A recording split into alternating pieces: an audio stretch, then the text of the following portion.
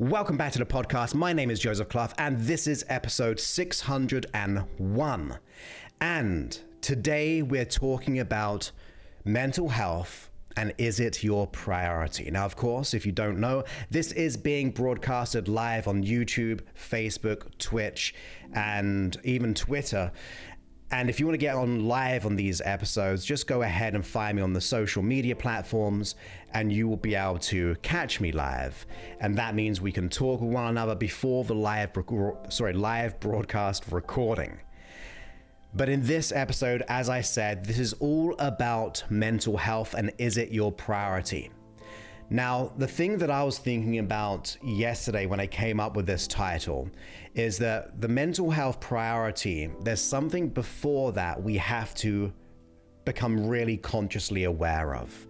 Because usually mental health priority only becomes a priority when things are really bad, right? It only becomes a priority when it doesn't feel good, when you have anxiety, when you have fear, you have worries, you have doubts, you have panic attacks, you have all those things, then it becomes a priority. You only know that you really need to make money when you're really, really in debt, right? So there's something which precedes it, which is going to be very important for us. So yeah, number one, is mental health your priority? But number two, or the preceding part of that, is the mental awareness. Not just like what we get in society now, like we're far more mentally aware. Okay, we're being far more conscious, in other words. But what I'm on about is listening. Not to others, but listening to yourself. Listening to the internal voice. Listening to the symptoms that you experience. Like, those signals will start out very, very small, and then they'll start to expand or get worse, and those symptoms and signals then become a priority. They're screaming out of us saying, look, you need to pay attention to your health, your anxiety, your worries, your doubts, your relationship, your career, your money, all of that stuff. So that awareness is about you listening. Usually, and as we talked about this on a previous episode, we're sedated. We're sedated by society. We're sedated by what we should be doing, what we need to be doing, what we have to do, the social expectations that we must live up to. We gotta be a certain way. We're too busy listening to the outside sounds, the outside voices, whether it be friends, family, society, news, social media, all of that stuff. We're so focused there that we forget about ourselves. We begin to forget about our own personal well-being. We are actually more invested in the outside opinion than more in our own mental health. We've got to get to the point where we understand that we have to listen on the inside. We have to almost shut down the external noise. We need to turn it down. We need to get off social media. Yes, you're listening to this on some kind of social media platform for some of you, even like a podcast and things like that. But we have to manage our time. We have to manage our emotional and psychological and physical space. There's only so much capacity we can have. You only have so many units that you can give out each and every day. There's only so much energy that you have that you can expend and also that you can receive. But a lot of the time, the information we're receiving is not the best quality. It's not going to be the most purest. And some things will be just absolutely irrelevant to us. We don't need to know everything. But obviously, social media means we have access to most or everything. But we have to be very diligent in how much information we take on, because one, you're going to overwhelm the system. That's why people can be very empathic, feeling too many emotions, as a lot of my clients I work with can be that way. And it causes a lot of stress. We're receiving too much information to be able to understand it, to be able to articulate it, to cultivate it, to be able to digest it. We're getting into the mindset where we're just being overloaded by content.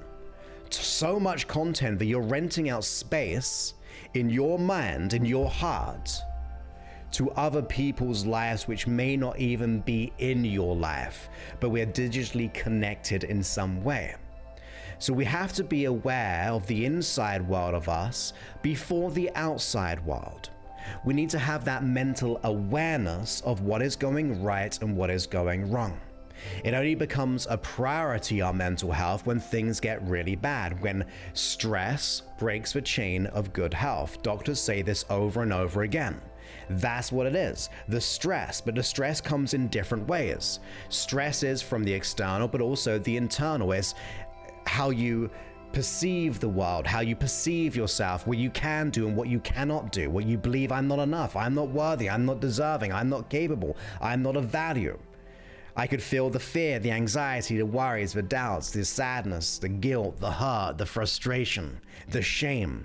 All of those emotions could be flooding my system because I am just receiving too much information, and also I'm not listening to the real information.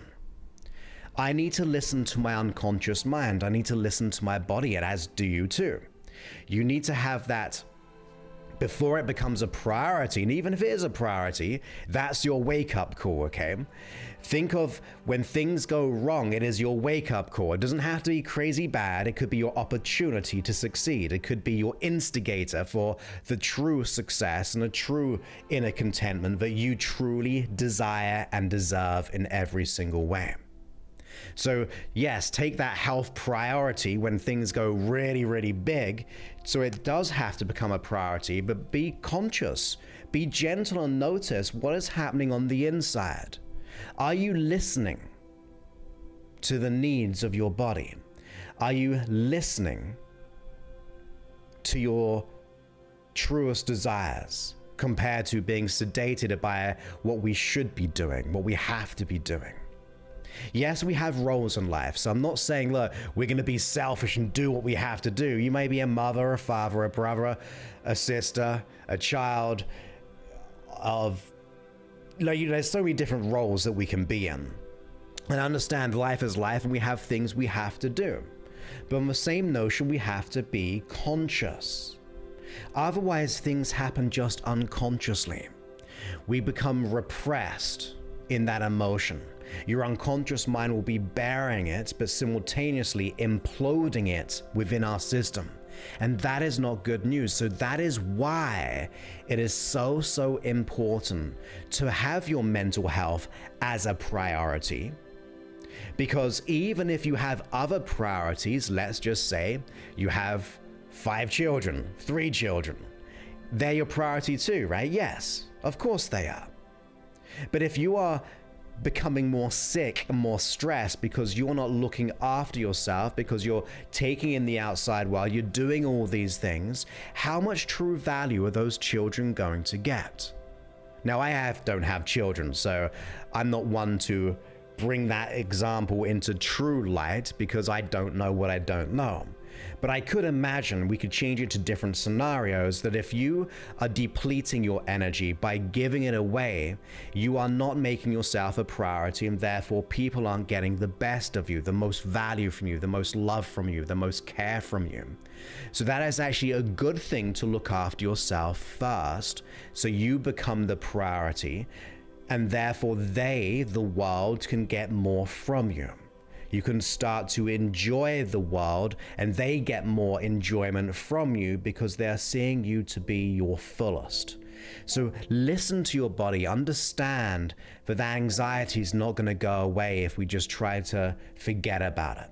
That worry is not going to go away if we try to sedate ourselves with alcohol or drugs or medication, all those things. We're just burying it. We're just keeping it lower. It's still there simmering beneath the surface, and unfortunately that's when it can implode. That's when things get bad, because that stress breaks a chain of good health. Eventually that tension on that chain can break. It just makes total sense. But if you start to understand that chain is having a little bit more tension than it should do, you start to notice that chain and go, look, this doesn't look that healthy, there's too much pressure here, then you are going to start to be able to remedy it, look for it. So ask yourself, what are you not doing that you should be doing? And it's a real question we have to ask ourselves. We can't ignore it, we can't delete it, or we can try it, but it's still going to be there in the background. So ask yourself, what aren't you doing that you should be doing? Is there something that you should be doing more so? Should we be turning off Netflix, turning off Facebook for that extra hour so we can work on our personal development? Because there are so many people out there who will invest more time in the things which just make them feel better, like watching a movie, which, look, I love movies, love them, but I can't watch them all the time to make me feel good. We can't just escape in them, so they have their place. But if we are spending so much time watching things which are just causing us to feel better, or escaping ourselves by going onto social media, or whether it be drugs and alcohol and all those kind of things, we're losing ourselves. We're getting out of rapport with ourselves. There was a famous hypnotist called Dr. Milton Erickson. He said patients are patients, because he was a doctor, are out of rapport with themselves because they've been so conditioned by society, by the outside world, that they've fallen out of rapport with themselves. He said something similar to that anyway. But it makes sense.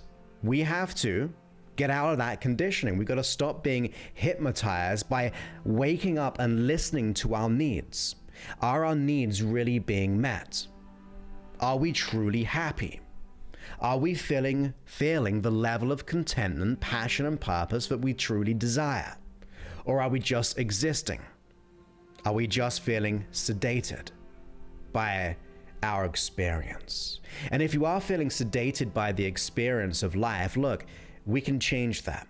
This is your time. This is your opportunity. Yeah, it's going to be hard. But it's okay if something is hard. It's going to mean that it's worth it. It doesn't mean it has to be hard. I've got to be very clear on that. For example, when I work with my clients, most of them will say, simple conversations with me, or the processes we teach within our program, are very enjoyable.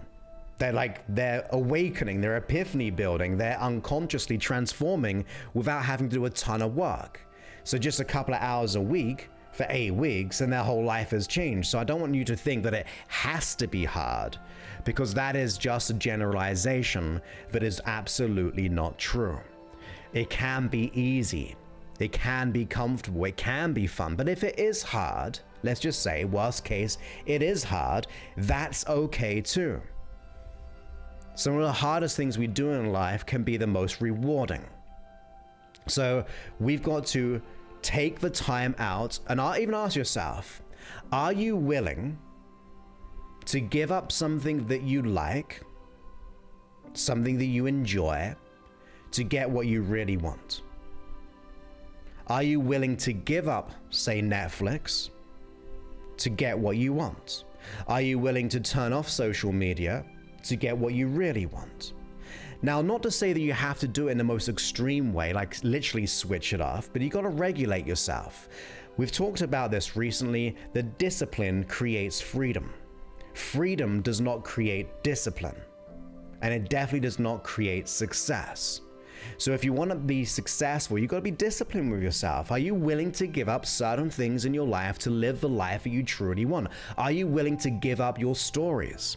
Are you willing to give up those limiting excuses and reasons? And that can push up against you sometime, and that's okay too. Because if I say something and there's some dissonance there, there's some kind of resistance there, it's showing that that's your boundary. Analyze the boundary. What does it mean to you? Is it true? Is it real? I can ask the questions, but you're going to have to find your own answers, right? You're going to have to look for them.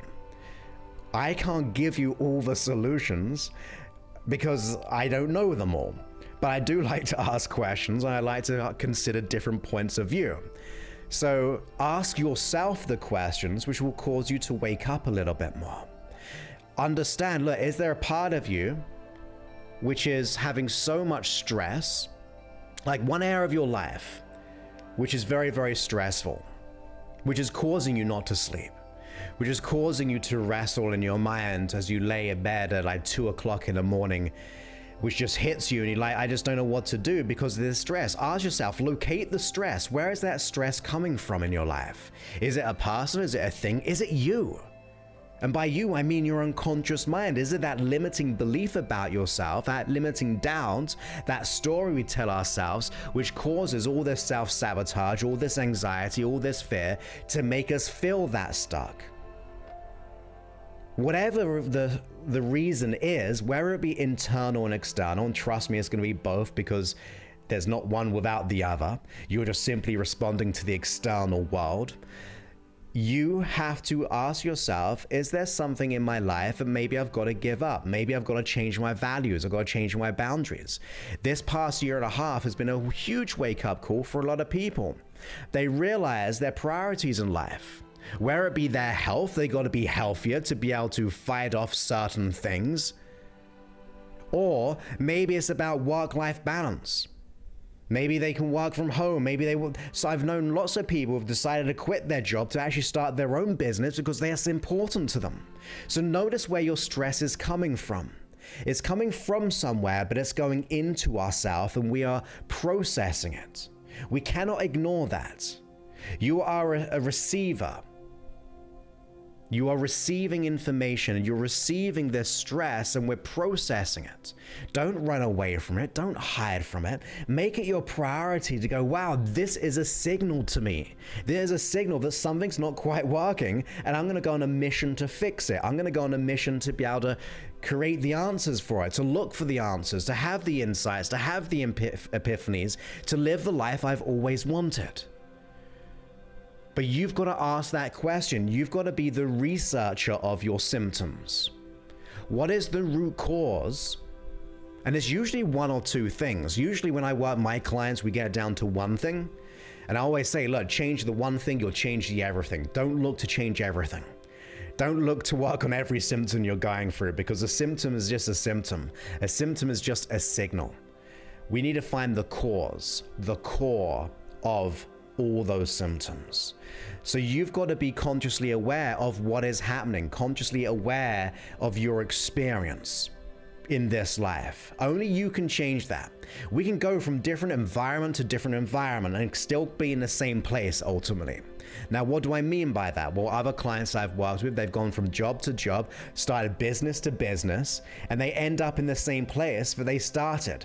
It wasn't the environment, because they changed the environment. It was within themselves. You see, if we think about it in such a way that our environment is that lower level, like at the bottom of the pyramid even. Now, above that, one level up, is the things that we do in that environment, how we show up, how we act, and how we react to our environment, to those people, to our boss, to our partner, to our children, to money, and all those things. It's the things that we do, it's our behavior. But what dictates your behavior? Well, it's your capacity. Or we'll go there a little bit in a minute, but our capacity will dictate our scope of our behavior, of what we can do. If you have a limited capacity because you're so focused on all the other things, how good are you going to be showing up in your behavior into your environment? Probably not that good. If you had an expansion of your capacity where you felt unlimited in your potentiality, the chances are you're going to be more adaptable and more resilient and more inspired in the things that you do, your behavior in that environment. But what dictates our capacity? Well, it's going to be our beliefs. The beliefs that we have about ourselves and about the world. The belief we have about money, the belief we have about work, the belief we have about family, the belief we have about relationships, the belief we have about health, but also the belief about ourselves. You see, if you don't believe that you're worthy or good enough or deserving, of course, your capacity is dramatically shrunk. Therefore, the things that you do, the behavior, even smaller. And therefore, you show up in the environment with a limited skill set, or at least the ability to deal with that situation, because you don't believe in yourself. So our beliefs will dictate how we show up ultimately. Now, there are other levels to this, which I won't go into because I've probably either talked about it before, or it's another whole subject within itself. But we go up into connection. We go up into identity and all those things. But if you change your belief system, you change your world. You see the lens for a different, or you see throughout your lens and see a whole new reality, because it's all subjective. You don't see the world objectively, you see it subjectively. You've been conditioned, and we are becoming more conditioned if we are not making our mental health a priority, if we bring it back, because we're not having that level of mental awareness. We are unaware, we're sedated and asleep to what our body, our unconscious mind is screaming out of us sometimes. Or sometimes it's just screaming at us, but we're not listening. We're so focused and just trying to change our state or sedate ourselves or get lost in other people's worlds that we actually forget about our own life. But are you willing to give up those stories? Are you willing to give up the things that you may enjoy, or the things you don't really enjoy when you put your mind to it, to be able to live the life you really want by focusing on your belief systems, by focusing on the symptoms, by understanding that those symptoms are running from core issues, like the root of the issue. Not the weed and the leaves and things like that. Pull one of those out, that weed's going to keep on growing. You need to dig deep and understand that you need to get to the root of it. You need to be conscious that is there something in your life that you're responding to which is causing you to have this emotional and mental kind of breakdown, where we feel so stressed, where we feel so anxious, we feel so worried and self-doubtful. All of those things, you've got to be conscious of those. I can't do it. I can help guide people to the core. That's probably one of the biggest things that I do. Finding that, then the change is easy in my opinion. But you've got to direct your attention to what needs attention. Okay? What attention needs attention? Sounds pretty weird as I say it, but it makes sense. Where is your attention? And is it what needs to be attended to, right? You need to listen to the mind and body. You cannot keep on going and doing the same thing you've always done. That's a definition of madness. Or if you're expecting a different result. Anyway, that's a definition of madness. So why don't you put a bit of time out for yourself? Give up some things that you enjoy. Maybe it's a social media, maybe it's a podcast, maybe it's going out. I don't know. You know your time. I don't. But if you just block out maybe 10 minutes a day, an hour every week as you start your week, and notice, where is the stress coming from? Where is the tension coming from? Where is the resistance coming from? Is it just external or is it internal? Is it, like I said, more often than not, one of the same? Because you can't have one without the other. But if you're not putting your attention there, how are we meant to feel good? How are we meant to feel better? We're not going to. You should make it your priority by doing the preceding part of being mentally aware, by taking that time out of your day. I like to do it in the morning personally, although I do like to reflect as I go to sleep at night. It's like, what can I learn from my day? We've got to use that time because we only have so much time, and that's why we've got to give up something so we can put our own time on our mental states. Where's my attention going? Where's the stress coming from? Within me, beyond me? What is the deal here? What really has to happen to be able to make that change? It's all within you. And that's, like I said, I always say that it's all within you, and that's good and great news because that means you have the opportunity to change it. But you've got to take responsibility.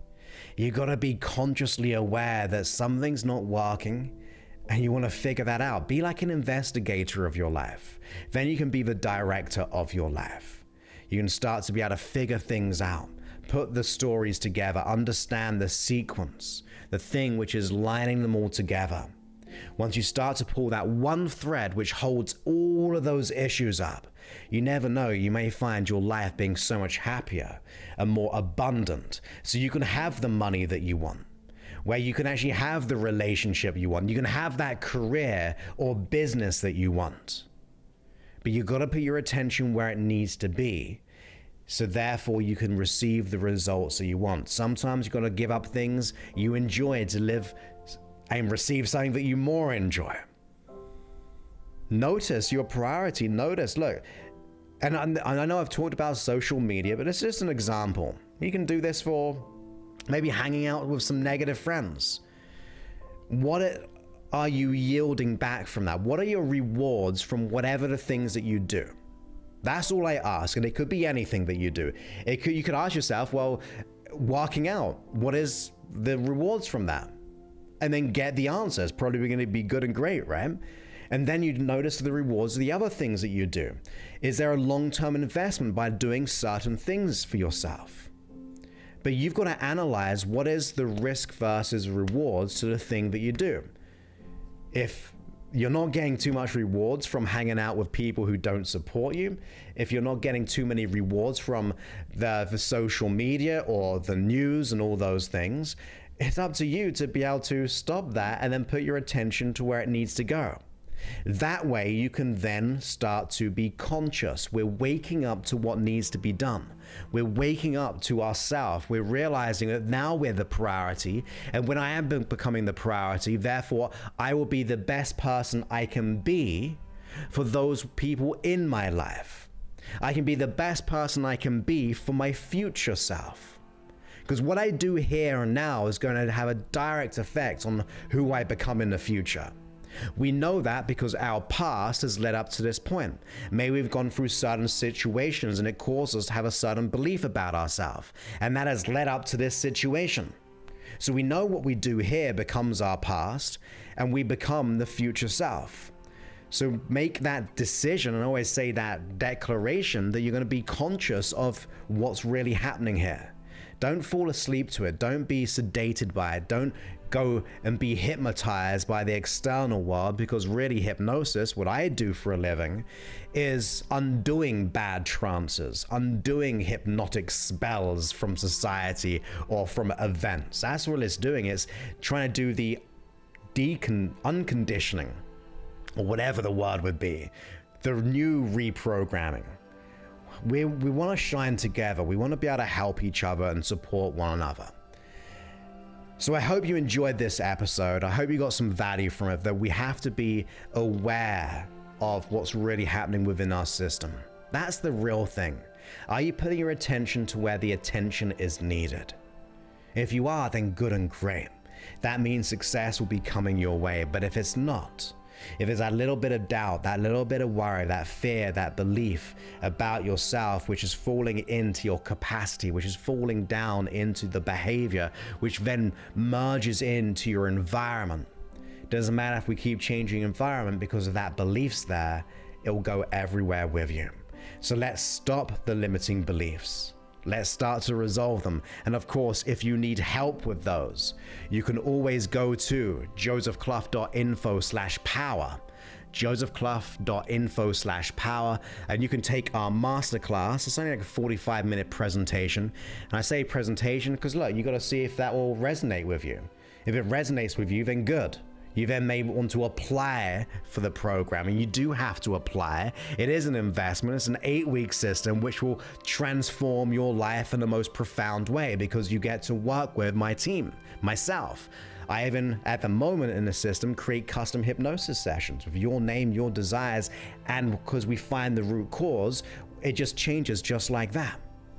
But it is a significant investment to be able to yield the results, and that's just what it is. But of course, if you don't feel that's something where you want to be yet, or can be, there's no shame in that. You can always go down to freehypnosis.app, download the app. You can listen to over now 600 episodes of the podcast, which there are over 100 free hypnosis sessions.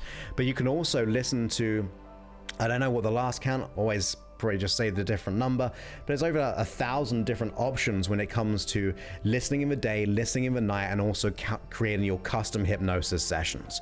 And of course, if you enjoy the app, please feel free to leave a review, because that means we're helping the world together. We're developing a community to shine on in every single way. And of course, if you just want to support the show, you can always just go to josephclough.com/support, and therefore we can help more people. We can start to really create an amazing experience for so many people in the world, those who need it. I'm showing up and doing the very best that I can, investing, obviously doing all this stuff for free as well. But either way, and if you can't do that, great, leave it to me. I'll do whatever has to be done.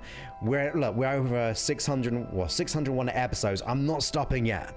I'm all in it to be able to help as many people as I can. So I just hope you enjoy the freeness of it, if that's the case, and hopefully that freeness will elevate you to the successes that you desire, because you do desire it, but you also deserve it. So with that, my friends, I look forward to speaking to you on a future episode. Many thanks and goodbye.